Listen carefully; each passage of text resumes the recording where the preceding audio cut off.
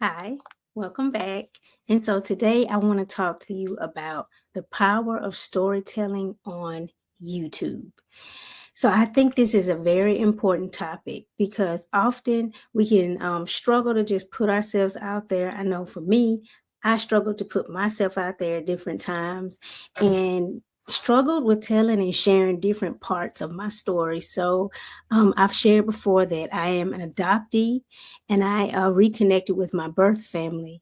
And so a lot of what I started writing about, blogging about, sharing about was connected to that. And so I started sharing my story about that journey in like 2015. I tried to start a blog. I started a blog, but I found myself struggling tremendously, right? To share, to write, to feel like I even had a right to blogs. I really, really found myself struggling. And what helped me through that was the continual pushing past my limitations and sharing my story anyway. And so storytelling is very powerful. Storytelling shapes our lives. It shapes everything we do. For example, we watch shows on TV. We watch different shows on like the apps we like. Somebody's watching YouTube right now, and it's because you're resonating with the YouTuber. Pretty much meaning you're resonating with the story that they're sharing. Or you love a movie is a story. Or you're a reader, reading is reading about stories. Commercials, they tell a story. Everything we do is telling a story, speaking to a part of who we are. And it's either speaking and drawing you in or it's repelling you, which is also a really good thing because that way, if you speak and it pushes someone away or they're not drawn to you, then they're not your audience. And so it takes a lot of for me, it took a lot of just inner work, working on self confidence, working on my courage to be okay with that. Just sometimes my story will draw, and sometimes my story will push people away. And so that's the same for you. But it's powerful to have a platform like YouTube where you can share your story. It doesn't have to be YouTube, but of course, this is YouTube. So I'm talking about from the perspective of someone who may be thinking about starting their YouTube channel, but maybe they're hesitant, right? Maybe they're, um, you know, deciding, oh, well, maybe it's not time. This is the time. Now is the time. Your story is needed, and your story will impact the people that you tell it to. I will say for me, I did have a lot of inner work to get to this point, and that's because of my background. That's because of the things that I had gone through that I allowed to start dimming my light, the things that I allowed to start making me feel like I was inferior, other people's opinions, these negative words spoken over me, feeling rejected, and actually not just in my feelings but actually being rejected, right, from certain social groups, from certain situations. I don't fit this description, she's not that. And so a lot of times I allowed that to over influence me and continuously just keep me from fulfilling what I should have been doing all along, which is sharing my story, which is putting myself out there, until I got to the connections that I needed to make. And so storytelling helps you inspire others. It helps build connections. Now, I never thought about storytelling as a connector or like as something that built connections until I started experiencing it. And so for that, I mean, for example, once you start sharing your story, somebody can discover you. Somebody may be looking for exactly what you have to offer and they'll reach out to you, right? It'll start a connection. For me, I'm now a part of several adoptee communities. I'm very well connected in that space. I last year did a podcast interview for another YouTuber that's on here. And so what that did was just started connecting me at these different intersections that I need to be a part of, right? It takes me from being siphoned and sectioned off in my own world, and it thrust me into a bigger world with more connections. And it's something that I truly, truly, truly needed. Also, you can take storytelling related to moments in your life where you sharing like the vulnerable part. So that vulnerability is what's going to give you that connection to someone else, right? And I'm not saying you have to tell like everything that ever happened to you. You are on here to build and create your story, to share your experiences. That doesn't mean you have to share everything to share something that's really powerful. That's what I'm trying to say. Um, and so on this journey of YouTubing, of putting myself out there, of just being integrated into more communities, it's just definitely opened me up. So from that place, I'm saying, as you go on this journey, you have trial and error. You have parts of your story that maybe you're shaping to share, and the more you talk about it, the more it's refined, the more it starts to resonate with whoever sees your videos.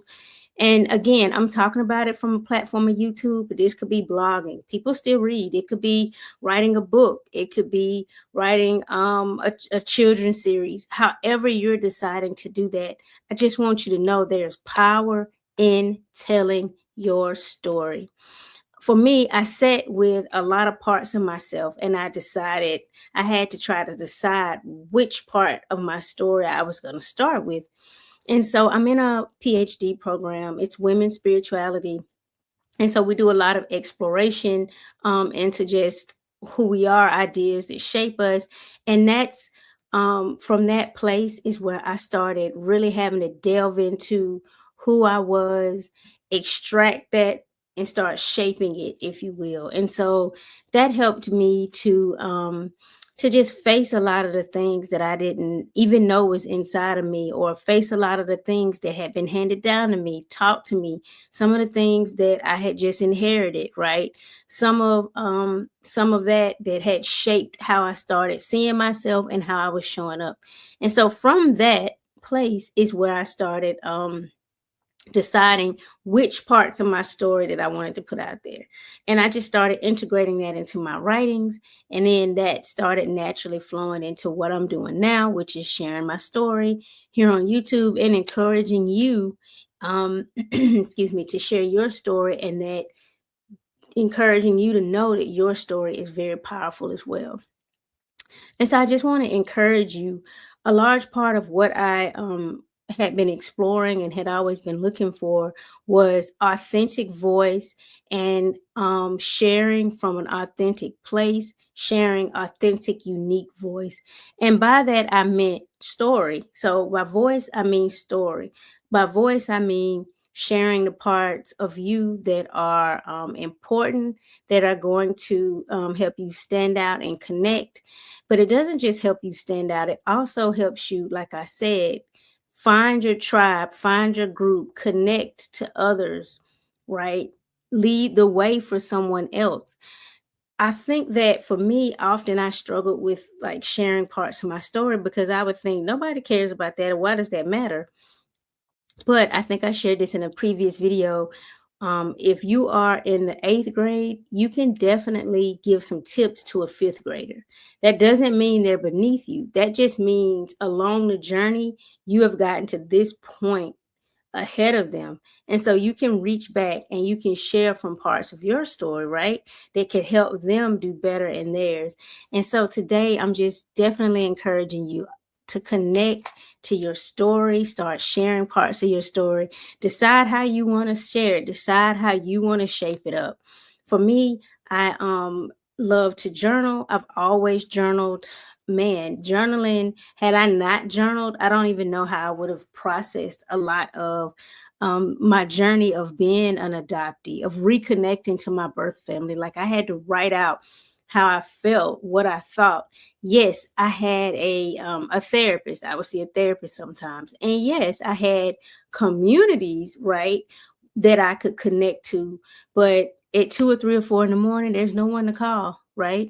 For me, I pray so I could call on God, and then I would be led to start writing, to start journaling, to start pouring it all out on paper. Somebody may do that digitally. You can use your phone, just record a note. That's journaling. But that's how I started just sifting through different parts of my story, making peace with parts of my story, and then being able to write it out helped me to be able to speak it, to put it to words. And so that's what I'm encouraging you to do. I'm just telling you there's so much power in storytelling, and it's a lot of power in telling your story on YouTube as a platform. You're going to just be surprised. If you're really thinking about starting your YouTube channel, do it. We need what you have to offer. And I always say no one can offer it like you. Of course, there are millions of other adoptees, but no one has my specific DNA, my experiences. Nothing about our stories are going to be exactly the same, even if they're similar. And so I definitely want to encourage you to just tap into the power of storytelling on YouTube.